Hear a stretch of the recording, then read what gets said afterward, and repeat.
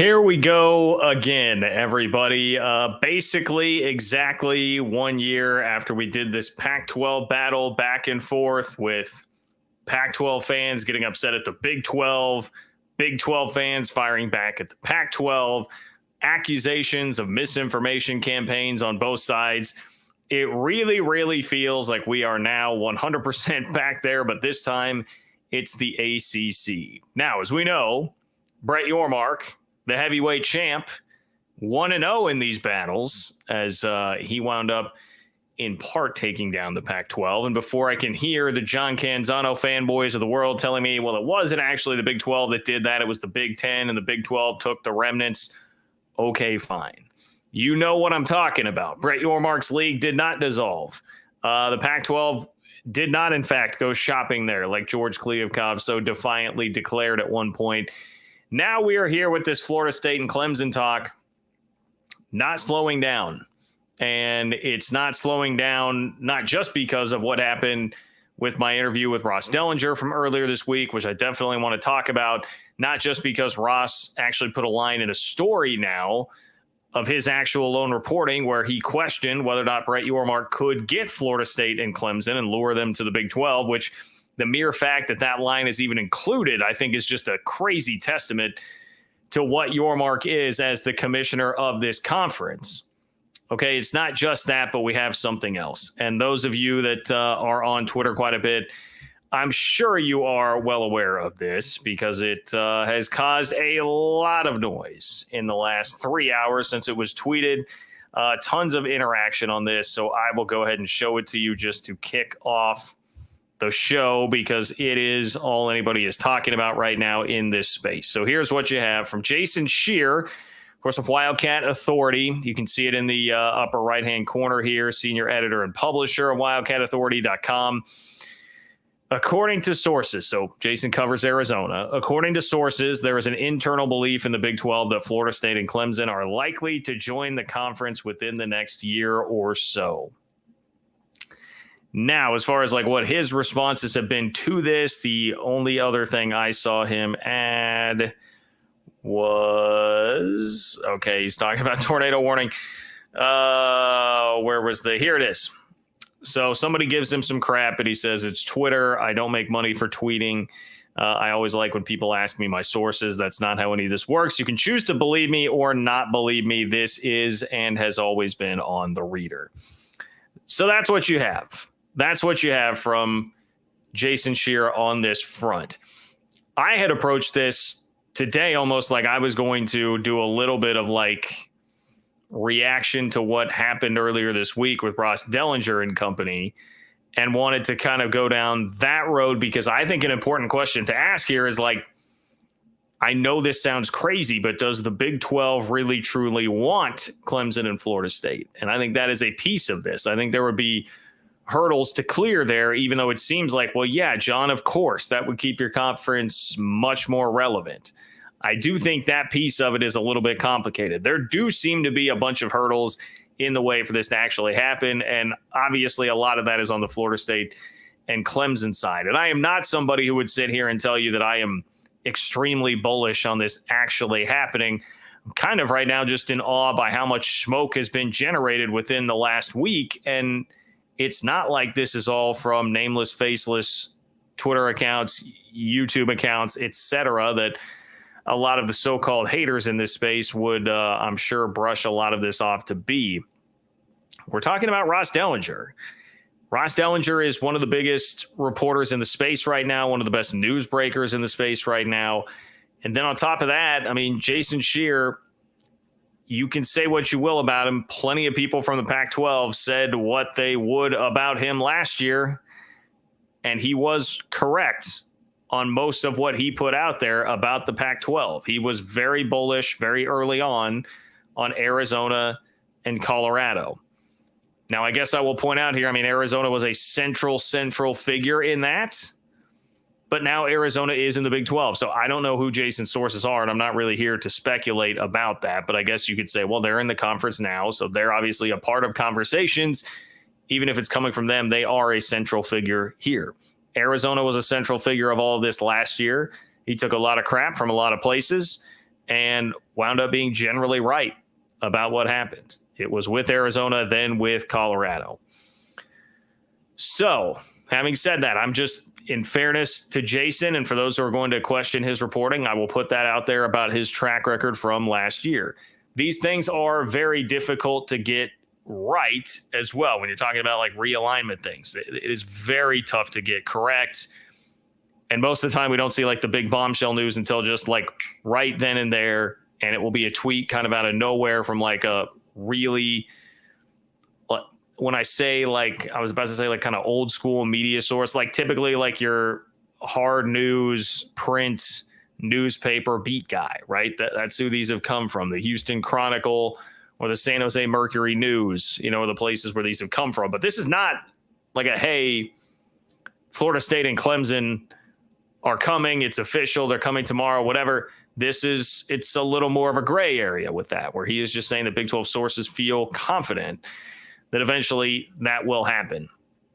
So that, I think, is just like important context, important backdrop here. I'm not telling you what to believe. You can choose what you want to believe on it. I will just say that personally, I don't feel like this is likely. I don't feel like Florida State and Clemson to the Big 12 is likely for a host of reasons that we are going to talk about here. But that doesn't mean that I'm specifically doubting Jason Scheer's reporting here. I don't have anything that can confirm or deny specifically what he said there. I do not. I'm just looking at this with a lot of the obstacles that I see in the way and obstacles that I did hear some things about while I was in Vegas earlier this week at Big 12 Media Days. And by the way, guys, Vegas, very good time. Got to speak to a lot of people. It was a blast. Hung out quite a bit with the 365 crew while I was there, and just got to see people from all around the league. So a great time, and I do want to find some time to talk about that as well. But that's the groundwork for what the main crux of the issue is going to be on today's show. Florida State, Clemson, the actual likelihood of it. It's where I was going anyway, where I was going to just share my opinion, which I would say is a somewhat informed opinion about the obstacles that are standing in the way of that ever happening, even just on the Big 12 side. But then Jason Scheer's tweet has thrown this much more into a tizzy than it was before. Things had settled down a little bit after all the Ross Dellinger stuff from the middle of the week. But you guys know the deal here. Obviously, I'm sure a lot of you are going to want to talk about this. I've got other things to talk about, including my anonymous player survey, which if you are a subscriber at ofbnews.com, you get my newsletter. You saw the newsletter from earlier this week that revealed who the players picked to win the Big 12. I did not allow them to pick their own team. They picked a winner that was surprising to me, and it was not one of the teams that gets the most run from the media. Generally, in media picks that I'm seeing, I have not seen very much of this at all. So the players had a pretty unique perspective on that. And if you don't want to wait for me to unveil it here on this live show, you can go to ofbnews.com, put in your email address. You will get open for business. You can also click the link in the description of the video if you'd like to do that to sign up for the weekly Big 12 newsletter. If you want all the Big 12 news to come straight to you, not through a Big 10 or SEC filter, you want to get it right to your inbox. You want to get unique things like that Big 12 player survey, which is it's going to keep going, by the way. The next one is going to be who is or where is the toughest place to play in the league. Okay, so this is going to continue. You're going to get more and more of that. Make sure you go to ofbnews.com or click that link in the description to get the newsletter. And I am taking all of your testimonials as well. You want to throw me a nice little testimonial for that in the chat. You might find yourself up on the screen. But the other way to do that, as you guys know, if you do submit a super chat by clicking the $ below the chat box, it guarantees that you make it on the show tonight, guarantees that your question or comment will be read, and is also just a great way to support the channel and support what I am doing. So obviously that is one way I always tell you can support the channel. The other big thing you can do, yes, you can click the like button, which is totally free, and I appreciate that on the video. Leave the comments on the video. But the real big thing that you can do right now is sign up at ofbnews.com. That's open for business, ofbnews.com, to get the Big 12 newsletter that I have now started.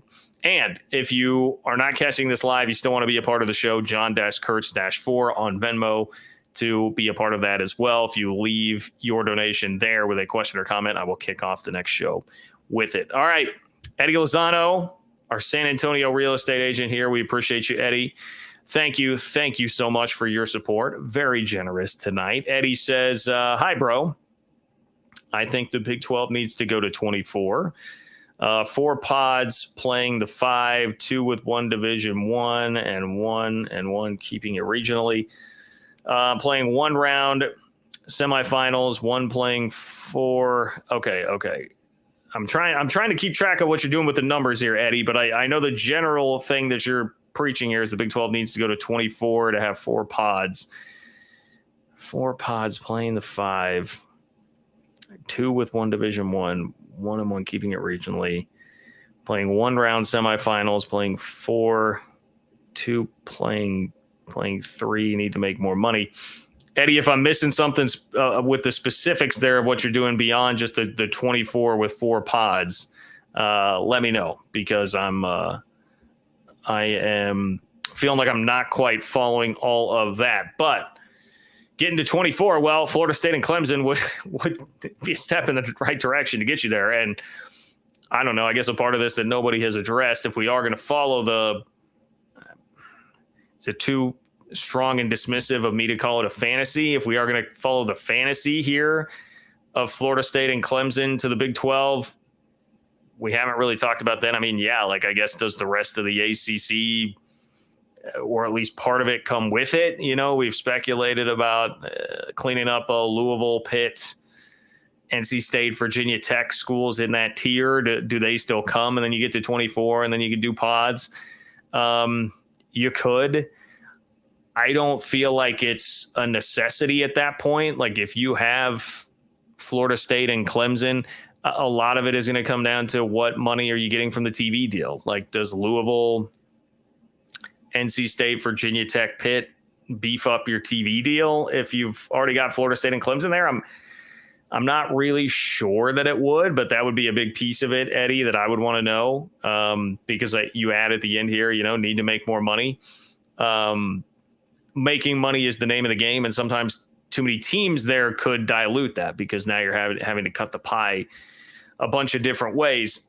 Another part of this too is like the Florida State Clemson thing would come with unequal revenue sharing. And when we talk about hurdles, that is definitely one of the hurdles. And that is something that I definitely did hear about at Big 12 Media Days, being around and talking to a bunch of folks while I was there in Vegas. So I think that is something that would very much so have to be worked through. And if you're already doing that and cutting them in at like an unequal share, does that then become more difficult to be adding other teams there and get to your 24? Maybe it does. It might. It definitely could. I guess if a lot of the ACC speculation has been about, all right, like would West Virginia, UCF, Cincinnati want to break off at some point, depending on what happens, and be able to have more regional games there in the ACC after Florida State and Clemson leave, and they would do that. So if your point is also that, and it could help those schools if you have pods and more teams out there, potentially, yeah. Potentially could make them feel more comfortable. But we know this is all about money. It's all about money. So to me, it would just all come down to what does it actually do to the TV deal? So appreciate you, Eddie. Thank you, my man. And I see that you've got a couple more coming here. I will get to those in just a moment. So thank you. BR James. What's up, BR James? BR James says FSU fans are saying they would rather be independent than stoop so low as to coming to the Big 12.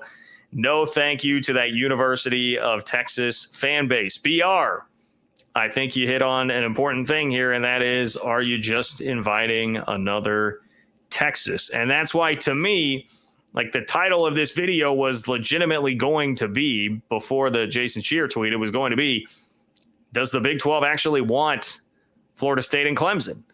Because there would be pushback to that.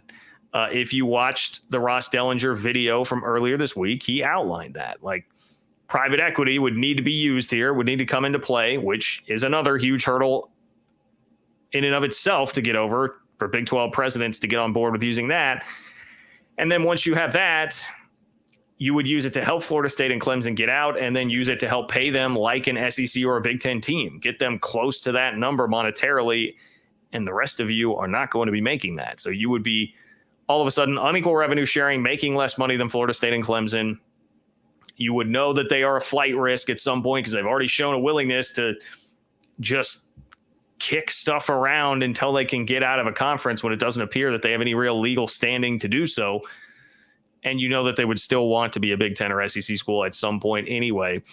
Do you really want to do that when you just got rid of Texas, a team that controlled the conference and basically was able to bully their way around to get what they want all the time and look down upon the rest of you, you know? And that definitely seems to be Florida State's attitude, just judging by the Twitter interaction, which, you know, I mean, I know that's a dangerous assumption to make that that's how the entire fan base is going to be. But if you're just judging by the Twitter interaction, Clemson fans seemed a lot more open to this than Florida State fans did. So I don't know. Maybe there's something there where they would be a little bit better about it. I guess maybe they're the Oklahoma in this scenario. But yeah, it does not seem like Florida State really wants much of this at all. So you hit on a very, very important thing there, which is asking that question. With all these things the Big 12 would have to do to accommodate even bringing those schools over here if they ever wanted to, or were backed into a corner where that was the only real move to get out of the ACC. I think you got that would be a tough one to get everybody on board with at the Big 12. So it's a good point. It's a good point that you bring up, BR James. And I do want to say this too about I'm going to sneak this in real quick here, because as we talk about like reacting to the Ross Dellinger interview that was out there earlier this week, I do think in the heat of the moment that I made a bit of an error there in the way that I tweeted it, where I tweeted his quote, "There have been talks between Florida State, Clemson, and the Big 12, just preliminary talks." He did say, "I think," before that. And in the heat of the moment, as I'm trying to get that out and scrambling in between interviews, I did not include "I think" in that tweet. That would have done him a little bit more justice. It probably would have kept things from getting as crazy as they did with the aggregation machine. And by that, I just mean like all these news aggregation sites that just take a headline. They're not going to watch an entire video. They just take a headline. Hey, Ross Dellinger reports, very quickly turns into that. And he did have to send out a tweet later saying, "Hey, this was just speculation. Let me just clarify. What I said in the interview was just speculation here." So in fairness to him, that is true. And I reached out to him and said, like, "Hey, man, I screwed up there. I should have thrown the 'I think' in front of that tweet." And we had a really nice interaction. He said, "All good. I should have been more clear. Appreciate you reaching out." I mean, it was very cordial back and forth there on that. But I did feel bad about how that really took on a life of its own, and it deserved to have at least "I think" in front of that. Now, would a lot of people still have taken that and run with it? Yes. Would it still have blown up to a pretty strong degree? I think so, yes. But I think it would have helped at least with some of the aggregation machines that were out there in the way that they were framing that. So anyway, I did want to throw that out there, and I really appreciate Ross taking the time there to do that interview. So anyway, Eddie, back to Eddie. Thank you, Eddie. Eddie says, "Great coverage of Big 12 Media Days." Thank you so much, Eddie. I appreciate you, my friend. And there's a lot more where that came from. I've got to slowly trickle a lot of these videos out, but man, we've got Tim Weiser, the deputy commissioner at the Big 12, who is kind of the outgoing deputy commissioner. He's got like 6 months left and will be retiring at the end of the year. I've got the CMO, the chief marketing officer at the Big 12. There's an interview with him. I've got Kalani Sitake. I've got Tom Holmoe from BYU. God, there are a bunch more. I just don't have my list pulled up in front of me here. There's a part 2 with Barry Trammell. You guys already saw part 1 on that. So anyway, point being, I have a lot more that I will be trickling out to you from Big 12 Media Days of folks who I spoke to. Hope you got a chance to catch the Sonny Dykes, as well as the Joey McGuire, who, GD it, man, Joey McGuire, a real charmer. That guy, very, very charming. I enjoyed talking to him a lot. He was also, I think, the best dressed there with the really, really great blazer that he had going on. So I enjoyed talking to him a bunch, and it was immediately clear to me. I'm like, okay, well, I see how this guy recruits. I definitely see how this guy recruits. That is abundantly clear at this point. So that was a really good time. And I actually, I will make this point too about Big 12 Media Days. I know Shedeur Sanders, speaking of the aggregation machine, took a lot of flack for his comment about saying, hey, we know that we're everybody's Super Bowl. I actually don't think that was like that bad of a comment, because I understand they didn't win a lot of games last year, but that was a game that had extra meaning for most teams that played them, and that will be the case this year. And it's because, they attract so much attention and they talk a lot, so it's going to get people's attention and they're going to really want to play it. Now, Super Bowl, is that a little strong? I mean, okay, maybe, but I don't think it was as wild a statement as people were making it out to be. And that's just the whole Colorado thing, right? Colorado is going to draw a crazy reaction one way or the other, no matter what, all the time, just because of how they operate and who their head coach is and all that stuff. I stood there for a little while in a one-on-one, asked Shedeur Sanders a question or two with some other folks there, and he was fine. I didn't really have any issue with it at all. They really didn't. I mean, Colorado, I wouldn't say conducted themselves really much different than any other team in a lot of respects. Like, there was definitely a hush that came over the entire building when Coach Prime was at the podium, which was kind of a cool phenomenon to hear, because you never really hear that. There's so much going on at Radio Row with all the interviews happening and little breakouts everywhere and just commotion, that guys at the podium get washed out all the time. I mean, I hardly hear any of it because I'm on Radio Row trying to get my stuff done there. Everybody dropped to a hush to listen to what Coach Prime said. But I mean, other than that, he went and did the breakout at the podium. So did the players. They were standing around doing plenty of interviews with people. They were pretty accessible. I did not find them to be, I think people would have assumed they would have just rolled in, with a huge posse and been completely untouchable. And it was not really like that. So I enjoyed them, frankly. I enjoyed them. So let's, I would like to be cleared of any Colorado hater accusations that are out there. Anyway, Eddie, thank you for allowing me to pontificate a little bit on the experience in Vegas at Big 12 Media Days. Okay, Eddie says, look at the chat. Oh, Eddie, I'm trying to find it. Did you add something after the initial comment here about Eddie? I'm sorry, man. I'm trying to find what you're referencing specifically. And I'm guessing this was okay. Won't allow chat when live playing your 5.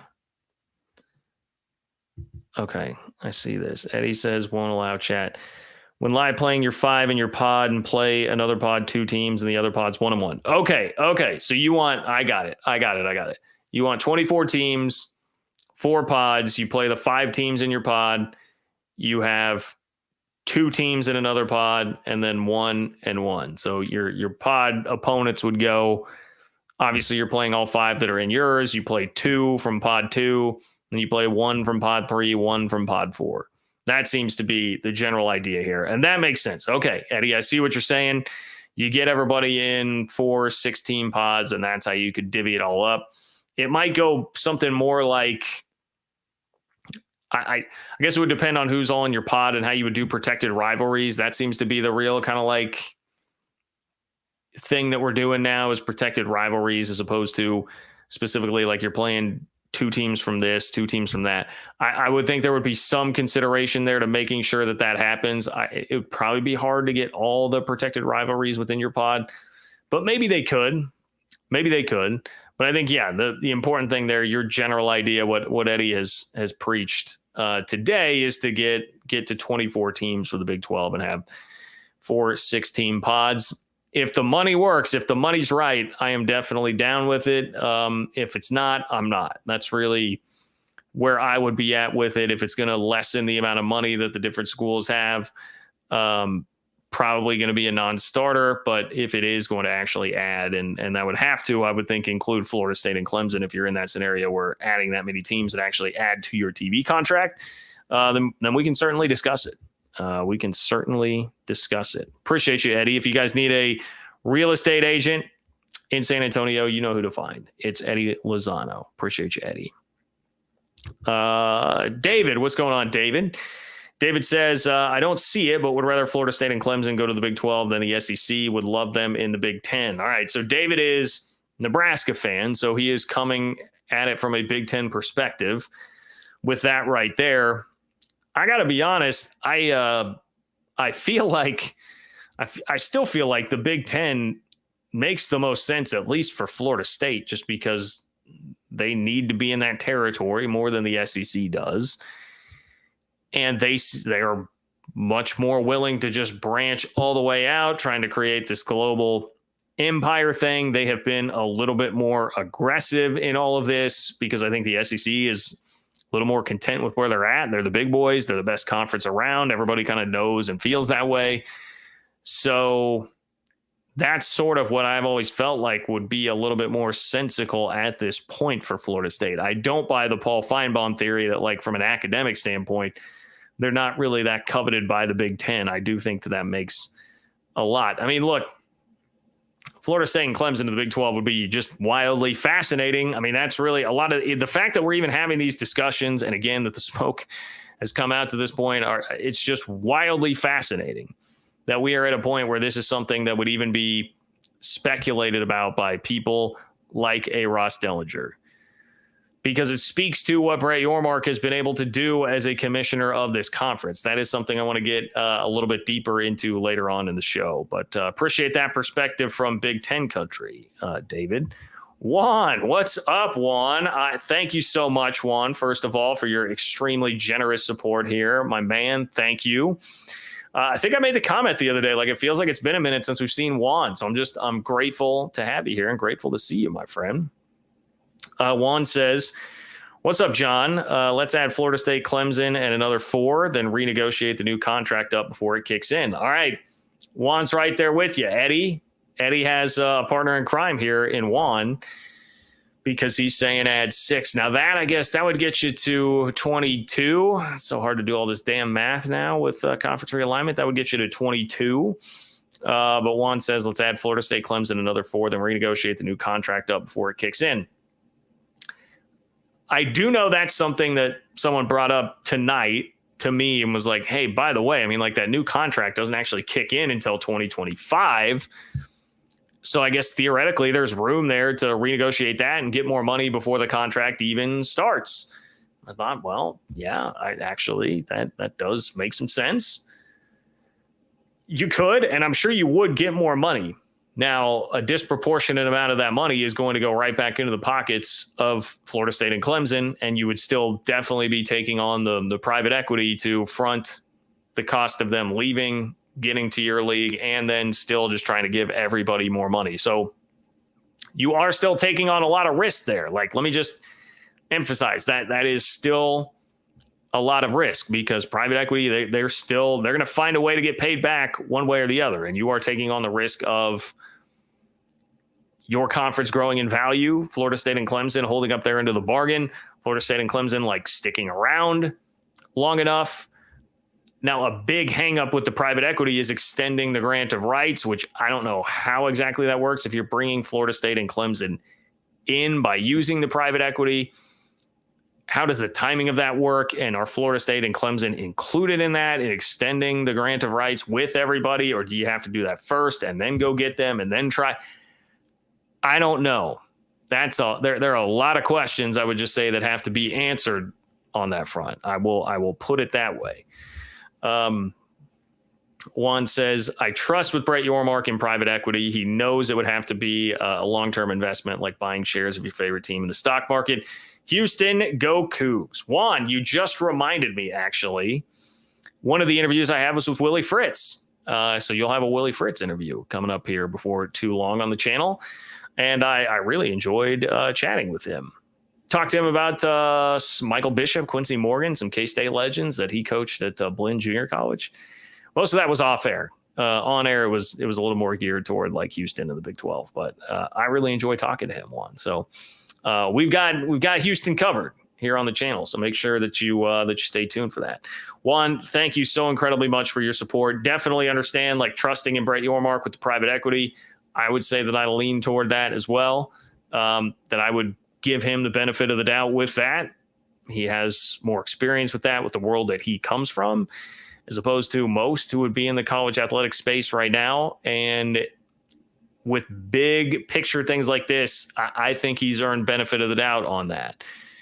Stuff more like, tiebreakers that we've seen them screw up with the actual football process and stuff that's more like, college sports specific, like how college sports has always been run. Yeah, I understand a little bit more skepticism there. I do tend to trust Brett Yormark in at least understanding what's a good risk to take on and what's not from a private equity standpoint. But yeah, on that front, and Juan, thank you so much for your support and for being here, man. It's just good to see you. On that front, one of the big hangups here is that supposedly with private equity, it would require an extension of the grant of rights and perhaps a really long-term extension of the grant of rights, because private equity is going to look at it and say, hey, if we're investing this much money, if we're going to give you literally $1 billion, $1 billion, then we're going to need to make sure that you guys are going to be around for a while. We're not going to do this if this whole thing's just going to implode and then we'll be screwed and just out the money. We need to make sure you guys are all committed to each other. And that, I think, for some Big 12 schools, frankly, for most, they're going to just look at the landscape and say, well, look, this whole ACC situation is based around the fact that Clemson and Florida State were tied into a super, super long grant of rights. That was the whole problem in the first place. So a lot of schools are going to look at it and be like, why would we do that to ourselves? That just seems way too risky with how fast this stuff is moving. Look at what's happened in the last 3 years since 2021. How much has happened since then? Why would we feel at all good about locking ourselves down for that long, no matter what it means for us here in the short term? Like, I think there would be some attitude of that. And then for some schools, they would be thinking, I do not have knowledge of this. This is not a report from me. I'm merely speculating. The school that we have seen mentioned most lately with other conferences is Kansas. They definitely have the big basketball program. I do believe that Kansas tried harder than anybody to get out when the Big 12 was first really at risk with Texas and Oklahoma leaving. Like, I'm sure that as a school, again, this is like, we're back to the Ross Dellinger thing. I would think that is a school that would have a lot of issue with that, being like, we can't lock ourselves down because maybe the Big Ten or the SEC does come calling. Even if you go back to something I said on a show recently, there's a real brand building opportunity with the new college football playoff, with the fact that all you've got to do is win the Big 12 to be in the thing. So you can build your brand as a Big 12 school by making 3 of the next 5 in a way that you could not before, because you were not a part of the playoff. It was way too hard to gain access to the playoff. So it's a new kind of brand building opportunity for a lot of schools here. Okay. There would be schools like that. Maybe Oklahoma State looks at it and says, hey, if Mike Gundy can get us to the playoff for the next 6 years, we may then be attractive enough to get an invite to the Power 2, to get a call up to the big leagues. And they're not going to want to tie themselves down for that. So that's a huge hurdle in and of itself to get everybody to the point where they would decide, hey, private equity makes sense. Then you take the private equity and you use it to help get Florida State and Clemson there. But then you've also got to get everybody to the conversation from before. You've got to get everybody to say, well, we're okay with inviting another Texas type situation. We've seen how Florida State acts. That seems very Texas-like. It does. They're going to come in here looking down on the conference and thinking, man, this sucks that we kind of ended up here, but whatever, we'll take the check for now because we're getting more money. And yeah, then we're going to be giving them what, $15-20 million more than we are the rest of the schools, perhaps, along with a Clemson. I'm just laying it out there for you. There are a lot of hurdles to clear before you would actually get to that point. And that is just from the Big 12 side. On the Clemson and Florida State side, you heard Ross say on my channel earlier this week, like they would view it as a number 3 option behind no Big Ten or SEC, find a way to rebuild the ACC by just trimming the fat, getting rid of your Wake Forest and Boston colleges of the world. And then it would be come to the Big 12. So we know what the fan base, for instance, of Florida State thinks. They're definitely not trying to get involved with that. So, yeah, that's another big thing for this league that just got done dealing with the Texas headache and everything that did to the league, and having to always be at the mercy of Texas and watching them have the Longhorn Network, and already, they're able to take in more money than everybody else because of that. You were already dealing with unequal revenue sharing. Is everybody going to want to, can you get presidents to sign off on that and then sign off on paying Florida State and Clemson more money? And then do they get backed into a corner where this is the only real option they have to actually come? There is a lot that has to lock in place, which, again, I don't have specific information to refute or confirm Jason Scheer's reporting. I'm just saying from what I had heard earlier this week, and from what you can just see logically with this, it seems like it would be a real long shot here for the Big 12 to actually work that out and get Florida State and Clemson. But it's a wonderful testament to what Brett Yormark has been able to do for the league to even be here, man. I mean, think about how long the Big 12 was just the conference that gets looked over. It was the pushover conference. Now, at least got people as serious as Ross Dellinger, and he talked about it with Dan Wetzel and Pat Forty on his podcast earlier this week too, in addition to the interview that he did here on my channel. He's discussed it like in 3 different ways. His actual article on my YouTube channel and then on his own podcast, like entertaining this as a possibility that's worthy of being discussed. That is the sheer force of Brett Yormark to put that into play, man. That is 100% all a testament to everything that he's done, to where people even think of this as a possibility. Like, would anybody have said in this same scenario, if Dan Beebe were still leading the conference, that, yeah, this is possible, this is worthy of discussion, we should think about this? Hell no. I mean, nobody respected that guy at all.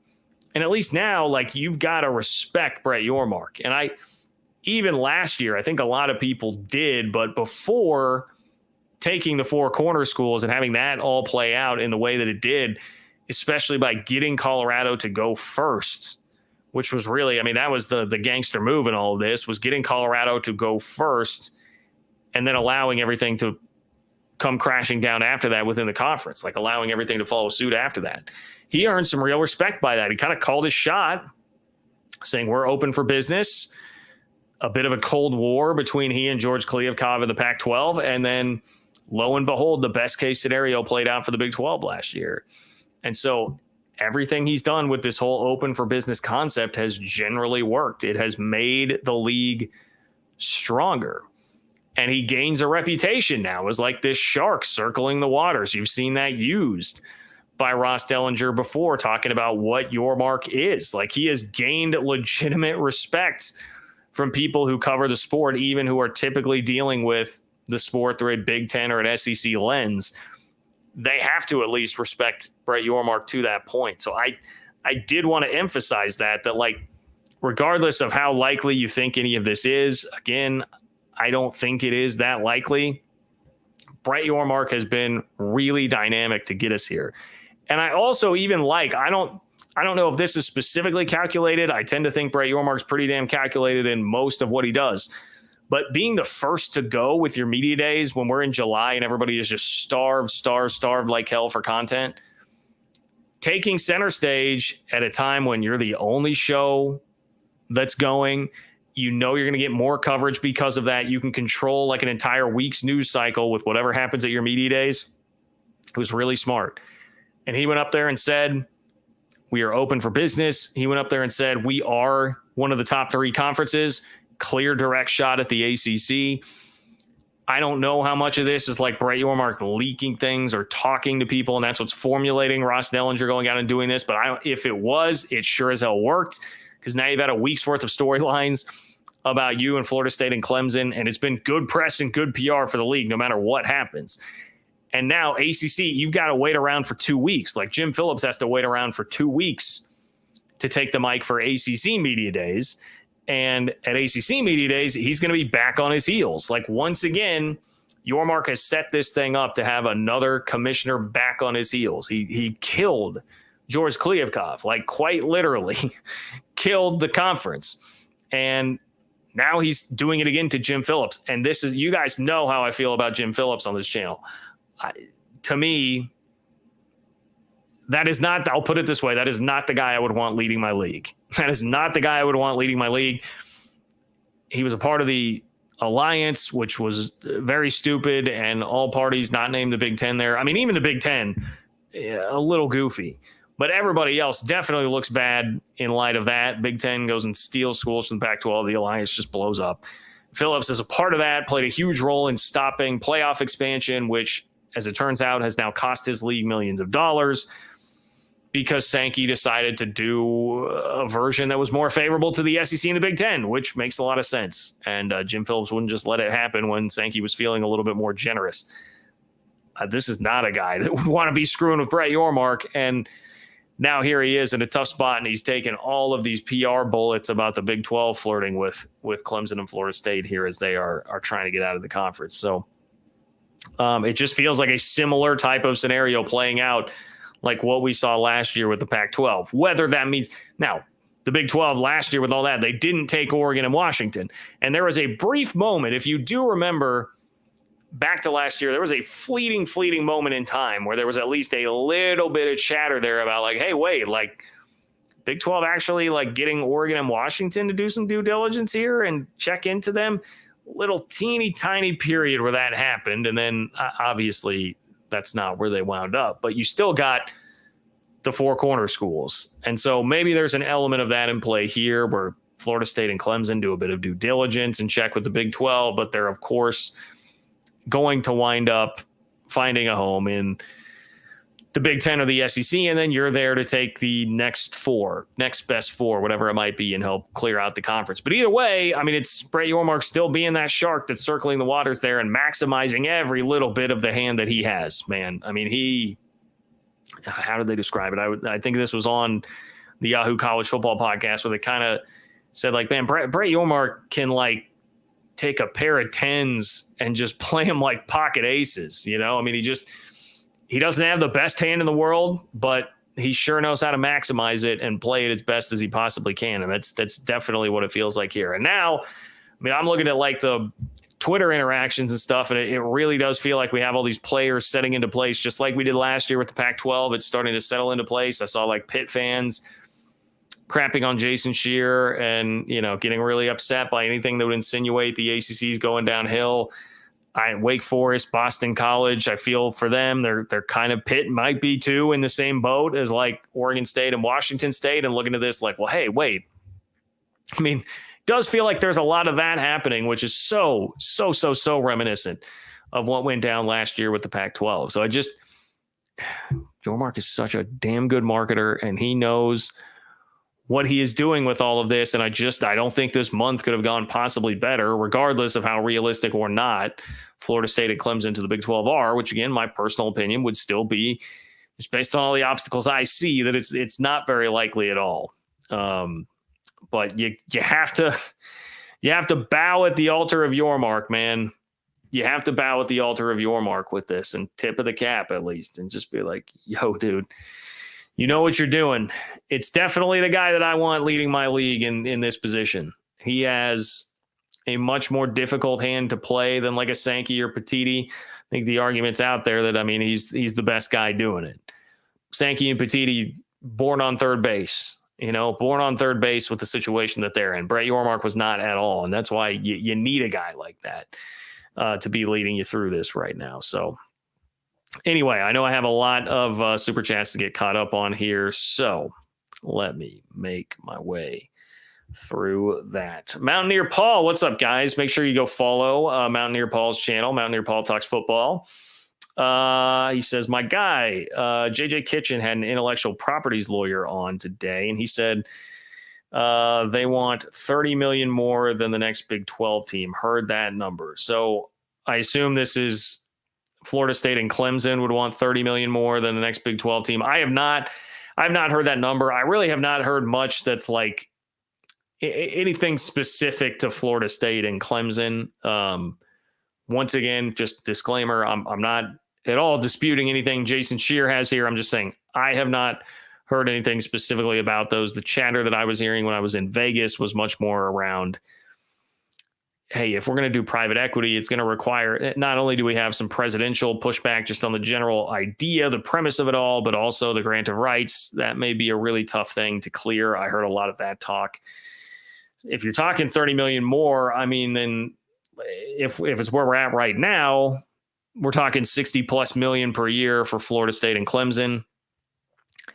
I don't, when I was just like speculating there a minute ago, I was like, paying them 15 to 20 million more than everybody. That was to me just based on the assumption that between the private equity money and whatever boost you'd have in the TV contract, maybe that would still be enough to get everybody up to more like 40, and then you pay them like 60. But look, I'm sure they would be really shrewd, tough negotiators on this deal if they were going to come over. I'm sure that they would be shrewd, tough negotiators on what they want. So I have not, Paul. I have not heard that, but I appreciate you popping in, and definitely want to throw a shout out to Mountaineer Paul out there again. If you guys want good Big 12 content, particularly West Virginia fans, but anybody that wants Big 12 content and realignment content, make sure you go follow Mountaineer Paul Talks Football.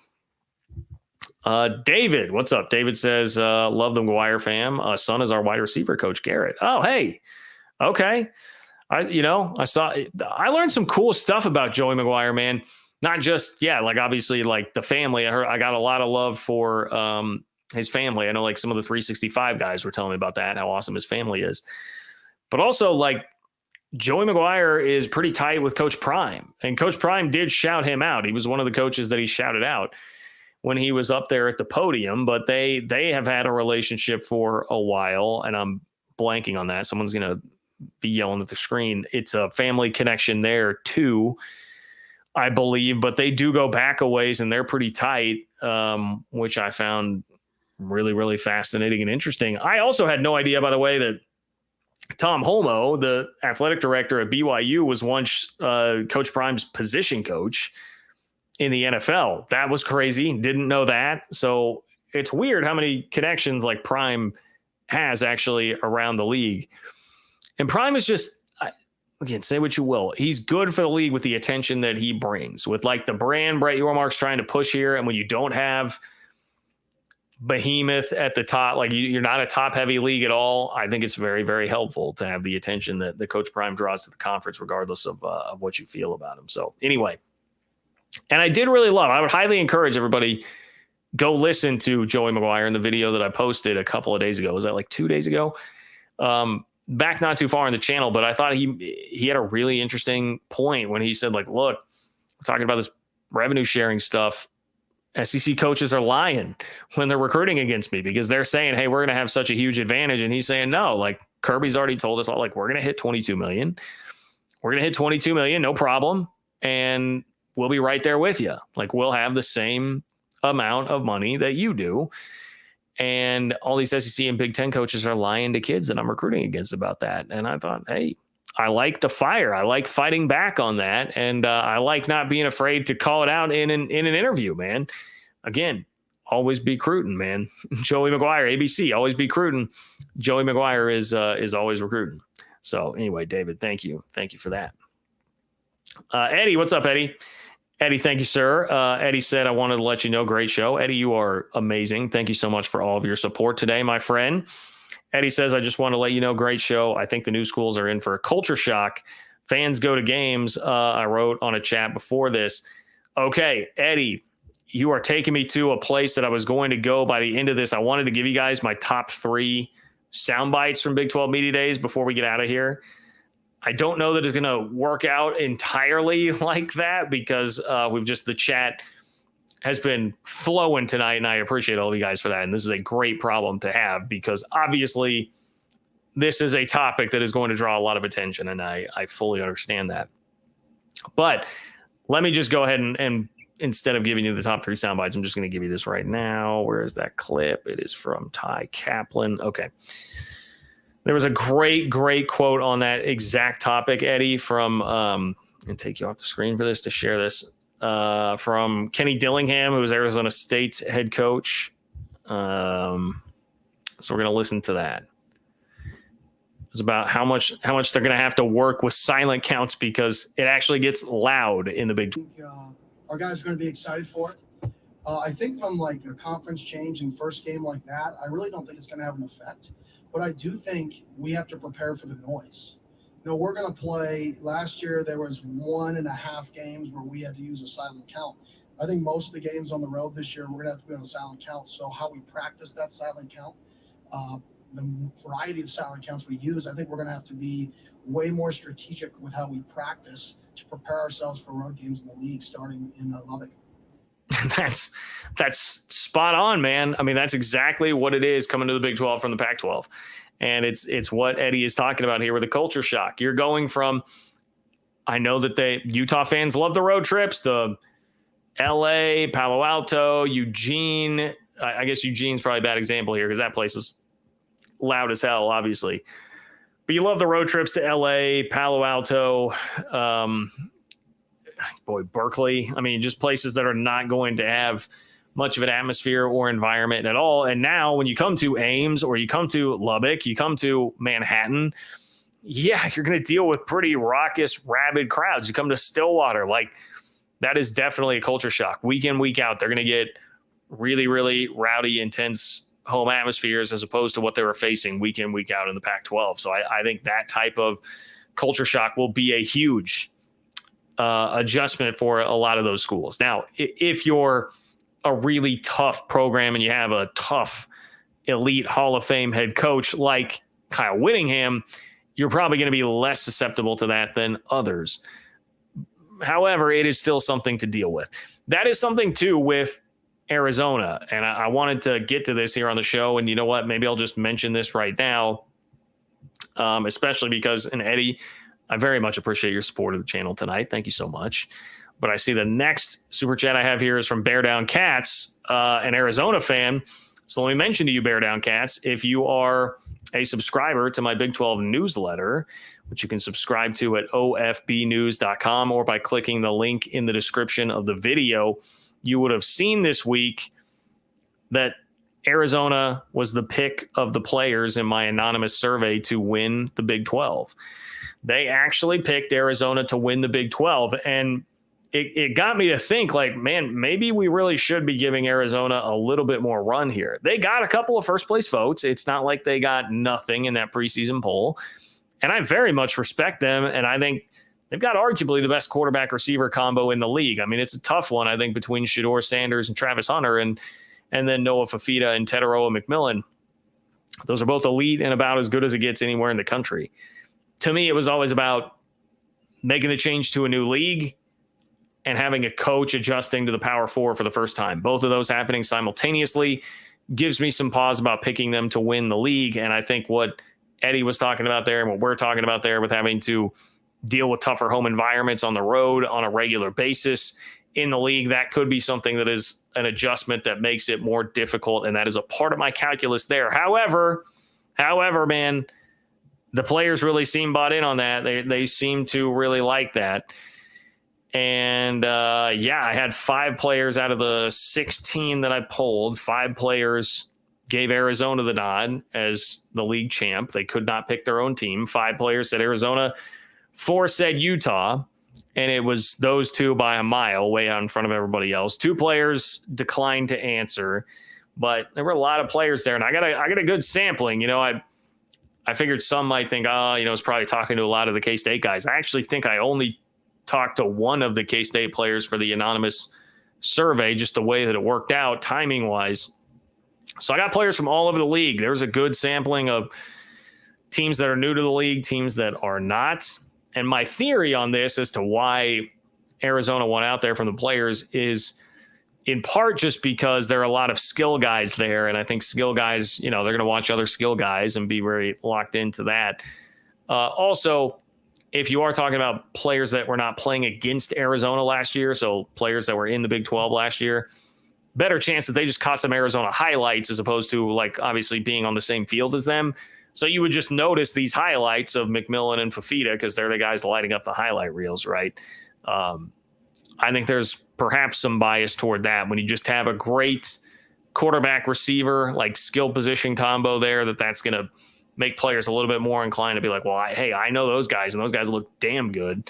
So that's probably a team that's going to win the league. But, I mean, beyond that, Arizona also had the second most players on the preseason All Big 12 team from the media. So it appears like the media respects them quite a bit, the talent that they have on the roster. The players certainly seem to respect quite a bit the talent that they have on the roster. It did force me to think, all right, you know what, maybe I'll just put Arizona firmly in the front tier of 5, make it a tier of 5 that I think have the best shot at winning the league. Arizona, Kansas, K-State, Oklahoma State, Utah.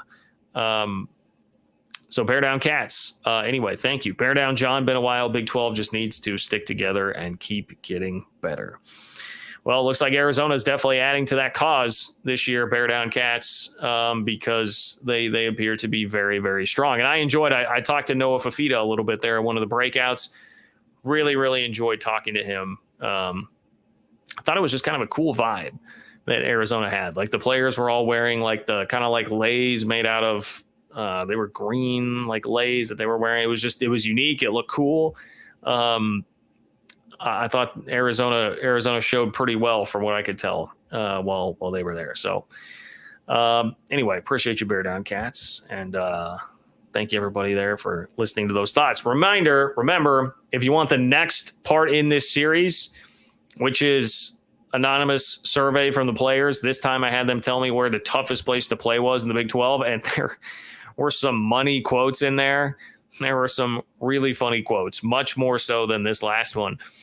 Make sure you click the link in the description of the video or go to ofbnews.com to subscribe for Open for Business. And within the next 24 to 48 hours, you'll be getting that straight to your inbox.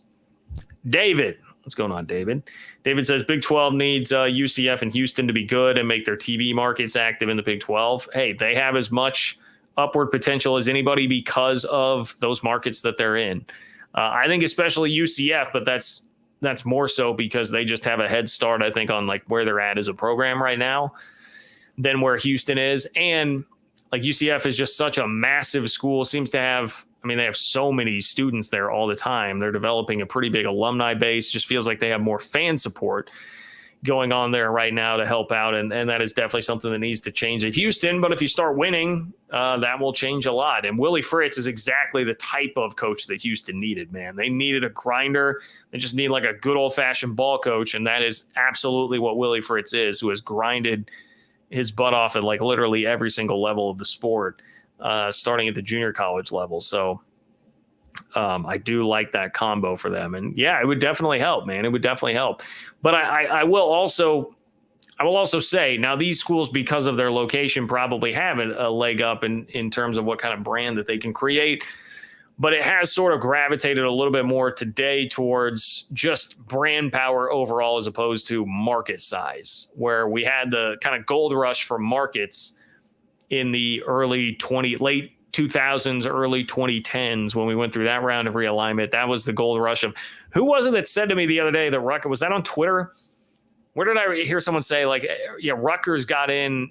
Maybe that was an email that I got to me. It was a Rutgers fan, I think, who subscribed to the newsletter, ofbnews.com,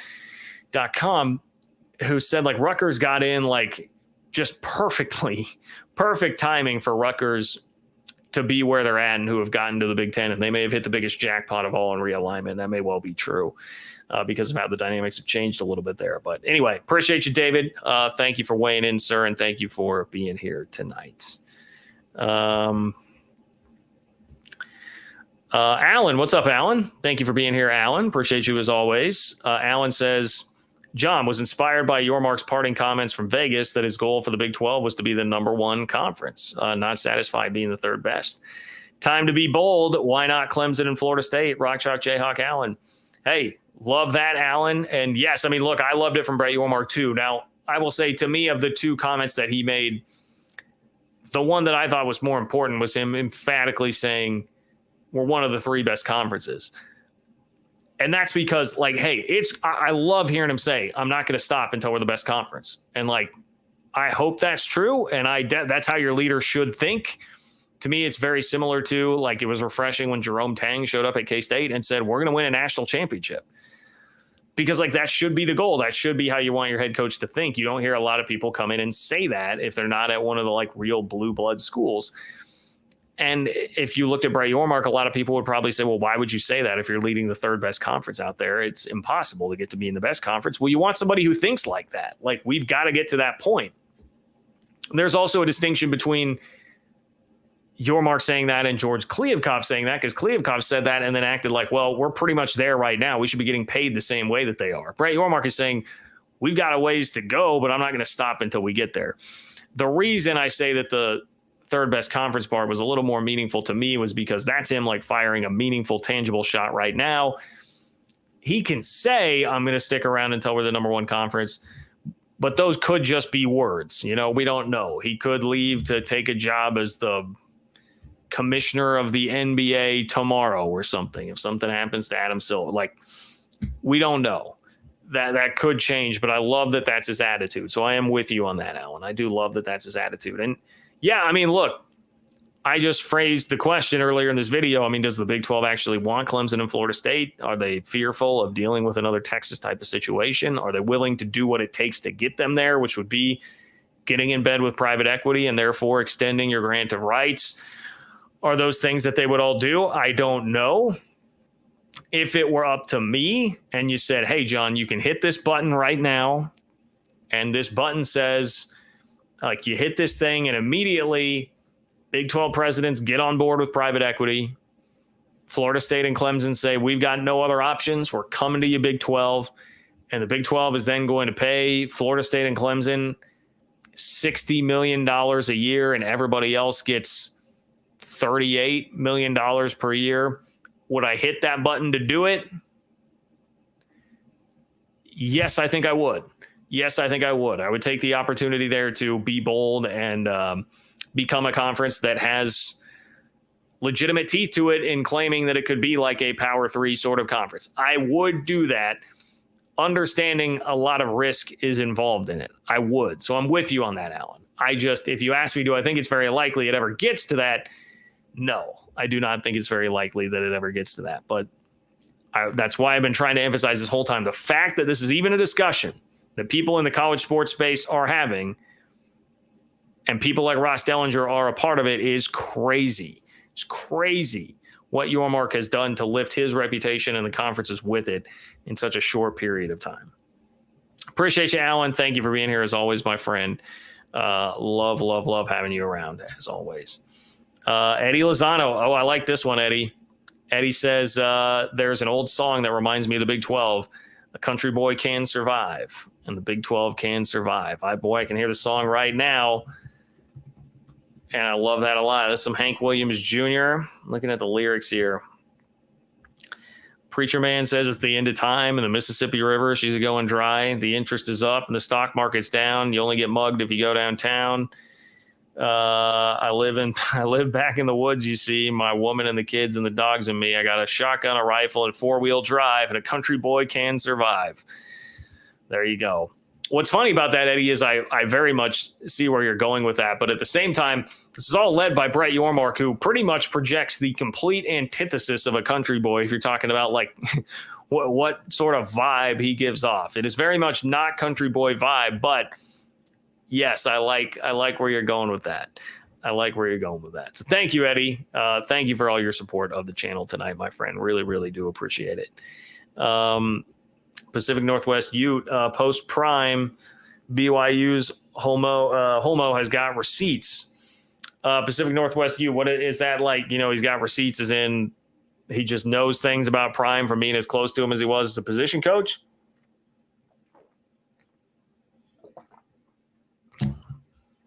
Would love to know if there's more there. I'll try and pop back into the chat. Let's see. That happened a little bit ago, 9:09. Anyway, Pacific Northwest to you. Thank you for being here, as always. And Bear Down Cats. Thank you for your confidence. Love your podcast. And UA looks forward to being a part of the Big 12.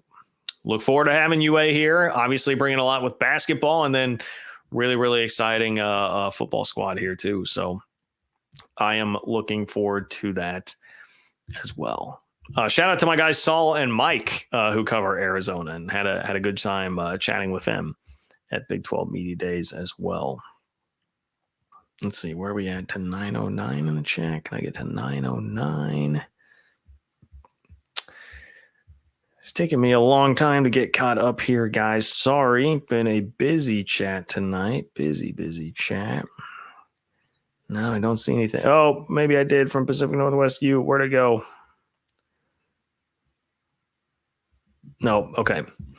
Anyway, it is buzzer beater time here. If you want to get something in, about to wrap this up as we are now over an hour. But I appreciate Mark weighing in here. What's up, Mark? Mark, what's going on? Crazy theory, but are we so scarred by Texas that we would not invite Notre Dame and simply allow them to broadcast their home games? We would instantly be on par with the Power 2. I don't know enough about like how Notre Dame operates to know if they have quite that reputation of being like a Texas. I mean, obviously they hold themselves in incredibly high esteem to the point that, like, I don't think we would ever be having this conversation. Notre Dame would never stoop so low. I mean, they kind of view it, I think, as beneath them to even join any conference, let alone the number 3 conference that's out there and not one of the top 1 or 2 and not one that has great academic requirements and all that stuff, because they would be a part of that sort of conversation as well.